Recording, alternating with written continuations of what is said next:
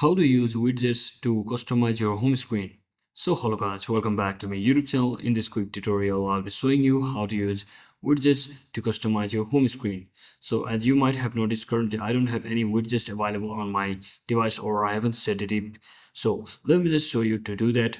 Just long press on your home screen just like this, and you should get the option that is widgets. So simply tap on that, and from over here you can basically try to add on different type of extensions. Like for a shortcut, if you want to quickly add the steps like Samsung space, like a Samsung health app, so I'll simply tap on that and simply click on add, and just like that I don't have to go over to my applications list to actually search for this Samsung health application. Rather than that, I can simply view it directly onto my home screen, and I can calculate my steps throughout my day without having to launch the applications from the main menu just like this, or having to find it out, as I can directly get it on my home screen just like this. So you can basically do that for other applications by simply following the same process, like adding a clock, adding the calendar, adding a any other shortcut applications just like this, so that you can easily use widgets to customize your home screen just like that. So that's it for today guys. Thanks for watching. Don't forget to like and subscribe.